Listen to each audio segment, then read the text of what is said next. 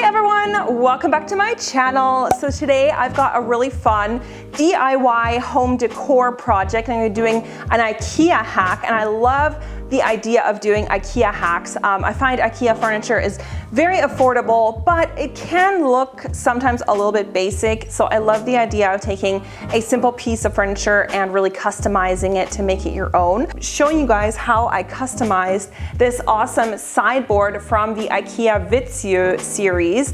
So the VITTSJÖ series, they come in different sizes. They have like a TV shelf, which is lower. They have this size, and then they have the tall shelves with multiple shelving, which is, it's taller, it goes up kind of to the ceiling. So if you don't want to make like a sideboard like I did, you can just make a shelf.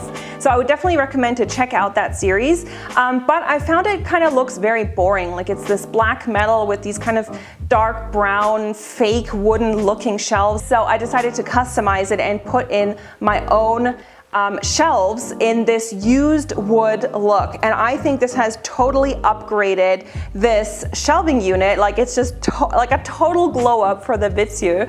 I love how this wood has this sort of aged look to it, and I did this all myself.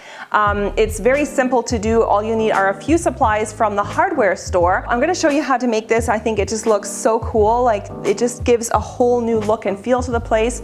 I think the shelving just adds so much personality, and I love this look so much that I'm thinking of doing a couple side tables like this as well, because we have some side tables with similar kind of metal. I really hope you guys enjoyed this DIY, and let's get started. Basically what I did is I took out one of the original shelves that came with the VITTSJÖ from IKEA, and I just took it to the hardware store and I said, look, I need some wood in exactly the same size and about the same thickness, and they actually cut it to size for you. So I don't have any saws or anything like that at home, so you just bring in the measurements and they'll cut it to size for you. I think this is spruce, but it doesn't really matter what kind of wood you use. Just use some that has some nice wood grain on it and that looks pleasant to your eye.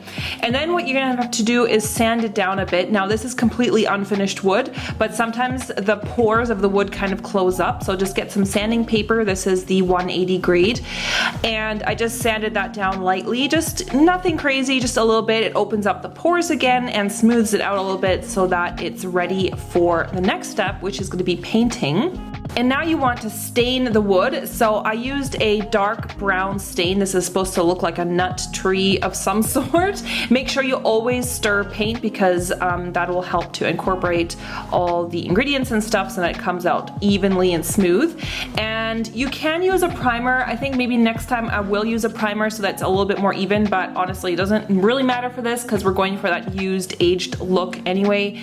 So I didn't use a primer. I just put it straight on with a paintbrush. You can even use some rags to distribute it if you don't have a paintbrush. For the top shelves where you can maybe see the bottom, I painted on both sides, and for like the lower shelves I only painted it on one side and did just like one really good even coat. Make sure you get the edges as well, and then let it dry out in the sun. Here you can see the comparison. On the left is just as it is stained, and on the right, this one I've already done in that aged, used look. So you can kind of see how it does look quite different. And this is just to compare with the original from the IKEA. It looks very plasticky. There's like a coating on it. I just really don't like it. So the aged wood, you can see the edges are kind of like a bit beat up and stuff. So I mean, you can leave it as is if that's what you want, but I decided it looks much cooler this way. So again, you want to go back in with that sanding paper, and what I really did is roughened up the edges here and then went over the entire surface as well. So the corners of the wood, I sanded those down so they look kind of rounded and just like weather beaten, and did that really on all the corners quite roughly, and then also went over the surface, because the surface you want it to look aged as well. You don't want to just do the corners and then leave the surface like as is, so you want to make sure you go over the entire wood. You can maybe even use a tougher sanding paper, like a stronger one, so that it might be easier. I used the same one and it was actually quite tough. Or if you want to be extra awesome, use a professional sander, or just like an electric sander. I don't have one, but I'm actually thinking of buying one because I definitely want to do more projects like this. And then I just used a dry rag just to get rid of it, so the sanding stuff, so you can kind of see what you're doing.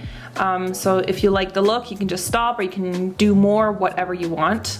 And then here you can see the surface as it looks after all the sanding. So you can see it really does have that used, aged, worn look. I absolutely love it. I think the corners make it really cool too because it does look like it's just been used and just beat up. And then I just pop those right back into the shelf. They fit perfectly and use some screws to fasten them down. All right, and that is it. You can see how I've set everything up now. I've put everything back on the shelf. I put the wooden shelves in, and I think it just looks so cool. I think it just gives it its own little personal touch. I am so over the moon with how it turned out, and it was actually a lot easier than I thought it would be. So if you guys like this video, please give it a big old thumbs up. Leave your comments below letting me know what other kinds of home decor or DIY projects you'd like to see. Make sure to subscribe to my channel and also hit the notifications button right beside, and then turn on all notifications for my channel. That way you'll be updated every single time I upload a new video. Thanks for watching, and I will see you soon. Bye.